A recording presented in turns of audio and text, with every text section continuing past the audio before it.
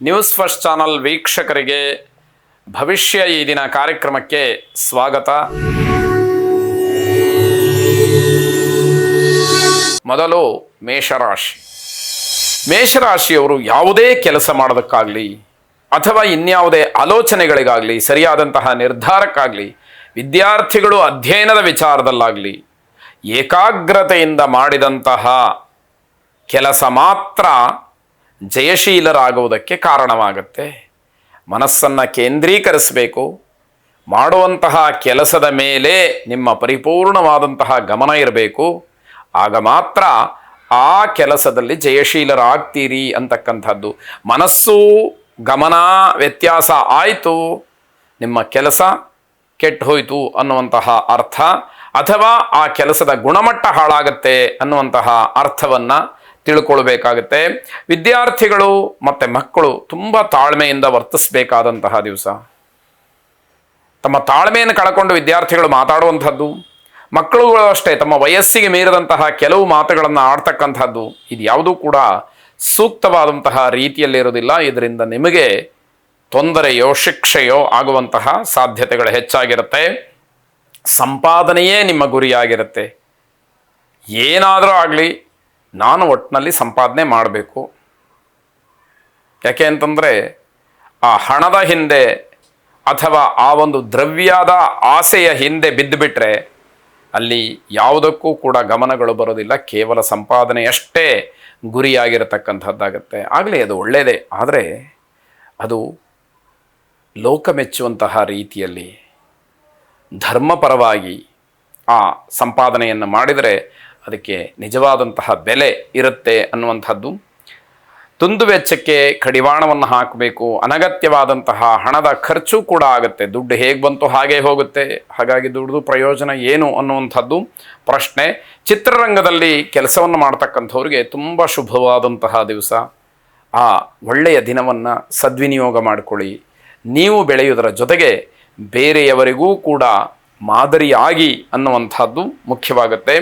ರಂಗಭೂಮಿ ಕಲಾವಿದರೂ ಕೂಡ ವಿಶೇಷವಾದಂತಹ ಸ್ಥಾನಮಾನ ಗೌರವಾದಿಗಳನ್ನು ಪಡ್ಕೊಳ್ಬಹುದಾದಂತಹ ದಿವಸವಾಗಿರುತ್ತೆ. ನಿಮ್ಮ ಪಾಲಿಗೂ ಕೂಡ ಬಹಳ ವಿಶೇಷವಾದಂತಹ ದಿವಸ ಇವತ್ತು ಅಂತ ಹೇಳಬೇಕು. ಈಶ್ವರನನ್ನು ಪ್ರಾರ್ಥನೆ ಮಾಡಿ. ಶಿವಂ ಶಾಂತಂ ಜಗನ್ನಾಥಂ ಲೋಕಾನುಗ್ರಹಕಾರಿಣಂ ಶಿವಮೇಕಂ ಪರಂ ವಂದೇ ಶಿಕಾರಾಯ ನಮೋ ನಮಃ ಎಂಬ ಪ್ರಾರ್ಥನೆ ನಿಮ್ಮದಾಗಿರಲಿ. ಶುಭವಾಗಿ. ವೃಷಭ ರಾಶಿ. ಬಟ್ಟೆ ವ್ಯಾಪಾರಿಗಳಿಗೆ ಮೋಸ ಅಥವಾ ನಷ್ಟ ಅಥವಾ ವ್ಯಾಪಾರದಲ್ಲಿ ಹಿನ್ನಡೆ ಆಗುವಂತಹ ಸಾಧ್ಯತೆಗಳು ಹೆಚ್ಚಾಗಿದೆ ಅನ್ನುವಂತಹ ಸೂಚನೆ ಕಾಣ್ತಾ ಇದೆ. ವಿದ್ಯಾರ್ಥಿಗಳು ತಮ್ಮದಲ್ಲದೇ ಇರತಕ್ಕಂತಹ ತಪ್ಪಿಗೆ ಶಿಕ್ಷೆಯನ್ನು ಅನುಭವಿಸಬೇಕು. ಇದು ಮಾನಸಿಕವಾಗಿಯೋ ದೈಹಿಕವಾಗಿಯೋ ಅಥವಾ ವಾಚಿಕವಾಗಿಯೋ ಇರಬಹುದು. ಮನಸ್ಸಿಗೆ ಆಘಾತವಾಗತಕ್ಕಂತಹ ಮಾತುಗಳನ್ನು ಕೇಳುವಂಥದ್ದು, ಅಥವಾ ಮನಸ್ಸಿಗೆ ನೋವು ಪಡ್ತಕ್ಕಂತಹ ರೀತಿಯಲ್ಲಿ ಯಾರೋ ನಿಂದನೆಯನ್ನು ಮಾಡ್ತಕ್ಕಂಥದ್ದು, ಹೀಗೆಲ್ಲ ತೊಂದರೆಗಳನ್ನು ಅನುಭವಿಸಬೇಕಾಗತ್ತೆ. ನಿಮ್ಮ ಮನಸ್ಸಿಗೆ ತುಂಬ ನೋವಾಗುವಂತಹ ದಿವಸ ಇದು. ಧೈರ್ಯದಿಂದ ಆ ನೋವನ್ನು ತಡ್ಕೊಳ್ಬೇಕಾದಂಥದ್ದು ಅತಿ ಮುಖ್ಯವಾಗುತ್ತೆ. ತುಂಬ ದಿವಸಗಳಿಂದ ಕಾಲು ನೋವಿನಿಂದ ಏನಾದರೂ ಬಳಲ್ತಾ ಇದ್ದರೆ ಅದು ನಿಮಗೆ ಸ್ವಲ್ಪ ಮಟ್ಟಿಗೆ ಬದಲಾವಣೆಯನ್ನು, ಪರಿಹಾರದ ಸೂಚನೆಯನ್ನು ಈ ದಿವಸ ಕೊಡುತ್ತೆ ಅನ್ನುವಂಥದ್ದನ್ನು ಗಮನಿಸ್ಕೊಳ್ಳಿ. ಮಾನಸಿಕವಾದಂತಹ ವಿರಾಮ ಸಾಯಂಕಾಲದ ಹೊತ್ತಿಗೆ ಎಲ್ಲವೂ ಕೂಡ ಸರಿಯಾಗುವಂಥದ್ದು.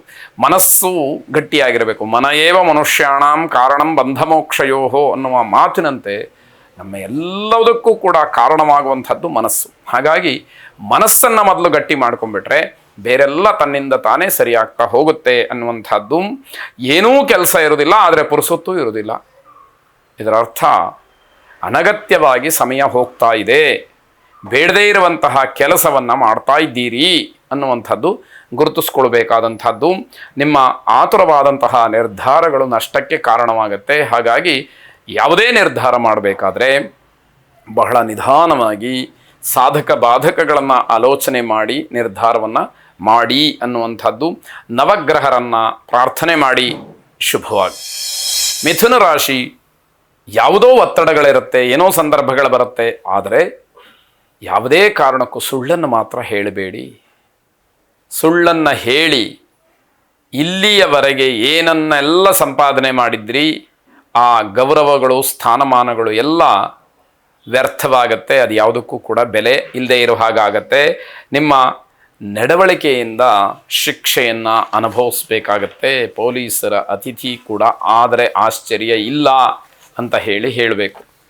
ಆ ರೀತಿಯಲ್ಲಿ ನಡ್ಕೊಳ್ತೀರಿ ಅಂತ ಅರ್ಥ. ಹಲವರಿಗೆ ಈ ದಿವಸ ಶುಭವಲ್ಲ. ಅದರಿಂದ ಆದಷ್ಟು ನಿಮ್ಮ ಕರ್ತವ್ಯಗಳೇನಿದೆ ಅಷ್ಟನ್ನು ಮಾತ್ರ ಮಾಡಿ, ವಿಶೇಷವಾದಂತಹ ಯಾವ ವಿಷಯಕ್ಕೂ ಕೂಡ ಹೋಗಬೇಡಿ, ತಲೆ ಹಾಕಬೇಡಿ ಅನ್ನುವಂಥದ್ದು ನಿಮ್ಮ ನಡವಳಿಕೆ. ನೀವು ತೆಗೆದುಕೊಳ್ತಕ್ಕಂತಹ ನಿರ್ಧಾರ, ಆಡುವಂತಹ ಮಾತು, ನಡ್ಕೊಳ್ಳುವ ರೀತಿ ಇವೆಲ್ಲವೂ ಕೂಡ ನಿಮ್ಮ ತೊಂದರೆಗೆ, ನಿಮಗೆ ಮಾರಕವಾಗಿಯೇ ಕೆಲಸವನ್ನು ಮಾಡುತ್ತೆ ಅಂತ ಅರ್ಥ. ತಮ್ಮ ವ್ಯವಹಾರದ ವಿಚಾರಗಳು ಮನೆಯಲ್ಲಿ ತಿಳಿಸದೇ ಇರುವಂತಹ ಕಾರಣ ತೊಂದರೆಯನ್ನು ಮಾಡಿಕೊಳ್ತೀರಿ. ಯಾರ ಜೊತೆಯಲ್ಲಿ ಏನು ವ್ಯವಹಾರ ಮಾಡಿದ್ದೀರೋ, ಯಾರಿಗೆ ಏನು ದುಡ್ಡು ಕೊಟ್ಟಿದ್ದೀರೋ, ಯಾರಿಂದ ಏನು ಹಣ ಬರಬೇಕಾಗಿದೆಯೋ, ನೀವು ಯಾರಿಗೇನು ಕೊಡಬೇಕಾಗಿದೆಯೋ, ಈ ಎಲ್ಲ ವಿಚಿತ್ರವಾದಂತಹ ವ್ಯವಹಾರಗಳನ್ನು ಮಾಡಿಕೊಂಡು ಮನೆಯಲ್ಲಿ ಯಾವ ವಿಷಯಗಳನ್ನು ಕೂಡ ಹೇಳದಲೇ ಒಂದಷ್ಟು ತೊಂದರೆಗಳಿಗೆ ಕಾರಣವಾಗುತ್ತೆ. ಹುಚ್ಚು ಧೈರ್ಯ ಇರತಕ್ಕಂತಹ ಪ್ರೇಮಿಗಳಿಗೆ ಅಪಘಾತ, ಆಘಾತ ಆಗುವಂತಹ ಸಾಧ್ಯತೆ, ವಾಹನವೂ ಕೂಡ ಹಾಳಾಗ್ತಕ್ಕಂತಹ ಸಾಧ್ಯತೆ ಇದೆ. ಹಾಗಾಗಿ ಮೋಜು ಮಸ್ತಿ ಇತ್ಯಾದಿಗಳನ್ನು ಮಾಡುವಾಗಲೂ ಸ್ವಲ್ಪ ಮಟ್ಟಿಗೆ ವಿವೇಕ ಇರಲಿ. ವಿವೇಕ ಶೂನ್ಯವಾದರೆ ತೊಂದರೆಗಳು ತಪ್ಪಿದ್ದಲ್ಲ ಅನ್ನುವಂಥದ್ದು ಗೊತ್ತಾಗಬೇಕು. ದುರ್ಗಾ ಪರಮೇಶ್ವರಿಯನ್ನು ವಿಶೇಷವಾಗಿ ಪ್ರಾರ್ಥನೆಯನ್ನು ಮಾಡಿ, ಜಯಂತಿ ಮಂಗಲಾಕಾಲಿ ಭದ್ರಕಾಲಿ ಕಪಾಲಿನಿ ದುರ್ಗಾ ಕ್ಷಮಾ ಶಿವಾಧಾತ್ರಿ ಸ್ವಾಹ ಸ್ವಧಾ ನಮೋಸ್ತುತೆ ಎಂಬುದಾಗಿ 8 ಬಾರಿ ಪ್ರಾರ್ಥನೆಯನ್ನು ಮಾಡಿ ಶುಭವಾಗಿ. ಕರ್ಕಾಟಕ ರಾಶಿ ಮನಸ್ಸಿನ ಮೇಲೆ, ಶರೀರದ ಮೇಲೆ ಪ್ರಭಾವ ಬೀರತಕ್ಕಂತಹ, ಕೆಟ್ಟದಾಗಿ ಪರಿಣಾಮವನ್ನು ಬೀರತಕ್ಕಂತಹ ಯಾವ ಚಿಂತನೆಯನ್ನು ಕೂಡ ಮಾಡಬೇಡಿ. ಇದರಿಂದ ಆರೋಗ್ಯಕ್ಕೆ ಸಮಸ್ಯೆಗಳು ಆಗುವಂಥದ್ದಿರುತ್ತೆ. ಕಳ್ಳರು ತಮ್ಮ ಕೈಚಳಕ ಫಲಿಸಲಿಲ್ಲ ಅಂತ ಹೇಳಿ ಯೋಚನೆ ಮಾಡುವಾಗ ಶಿಕ್ಷೆಗೊಳಗಾಗಬಹುದು. ಪೊಲೀಸನವರು ಅವರನ್ನು ಬಂಧಿಸಬಹುದು. ಹಾಗಾಗಿ ನಿಮಗೆ ಇವತ್ತು ಕಳ್ಳತನವನ್ನು ಮಾಡಿ ಜಯಿಸ್ತಕ್ಕಂತಹ ಯೋಗ ಇಲ್ಲ ಅಂತ ಹೇಳಿ ಭಾವಿಸಬೇಕು. ಚಿಕ್ಕ ಮಕ್ಕಳಿಗೆ ಆರೋಗ್ಯದ ದೃಷ್ಟಿಯಿಂದ ಗಮನಿಸಿದಾಗ ಹೊಟ್ಟೆಗೆ ಸಂಬಂಧಪಟ್ಟ ಹಾಗೆ ತೊಂದರೆಗಳಾಗಬಹುದು. ಸಗಟು ವ್ಯಾಪಾರಿಗಳಿಗೆ ತಮ್ಮ ಕರ್ತವ್ಯ ಲೋಪದಿಂದ ಅಧಿಕಾರಿಗಳು ದಂಡ ವಿಧಿಸ್ತಕ್ಕಂತಹ ಸಾಧ್ಯತೆ ಇದೆ. ಇದನ್ನು ಗಮನಿಸ್ಕೊಳ್ಬೇಕು. ಸಾಯಂಕಾಲದ ಹೊತ್ತಿಗೆ ಸುಖವಾದಂತಹ ಭೋಜನ, ಇಡೀ ದಿವಸದ ಎಲ್ಲ ವಿಷಯಗಳನ್ನು, ಕೆಡಕುಗಳನ್ನು ಅಥವಾ ಏನೋ ಒಂದು ರೀತಿಯಲ್ಲಿ ಆಭಾಸವಾಗ್ತಕ್ಕಂತಹ ಸಂದರ್ಭಗಳನ್ನೆಲ್ಲ ಮರೆತು ಆನಂದವಾಗಿ ಭೋಜನವನ್ನು ಮಾಡ್ತಕ್ಕಂತಹ ಯೋಗ. ಮಾತೆಯರು ಬೆನ್ನು ನೋವಿಂದ ಕಷ್ಟಪಡಬೇಕಾಗತ್ತೆ. ಆಸ್ಪತ್ರೆಗೆ ದಾಖಲಾದರೂ ಕೂಡ ಅಲ್ಲೇನು ಆಶ್ಚರ್ಯ ಇಲ್ಲ ಅನ್ನುವಂತಹ ಸೂಚನೆ. ನರಸಿಂಹಸ್ವಾಮಿಯನ್ನು ವಿಶೇಷವಾಗಿ ಪ್ರಾರ್ಥನೆ ಮಾಡಿ, ಉಗ್ರಂ ವೀರಂ ಮಹಾವಿಷ್ಣುಂ ಜ್ವಲಂತಂ ಸರ್ವತೋಮುಖಂ ನೃಸಿಂಹಂ ಭೀಷಣಂ ಭದ್ರಂ ಮೃತ್ಯೋರ್ಮೃತ್ಯುಂ ನಮಾಮ್ಯಹಂ ಎಂಬುದಾಗಿ 12 ಬಾರಿ ಹೇಳಿಕೊಳ್ಳಿ. ಶುಭವಾಗಿ.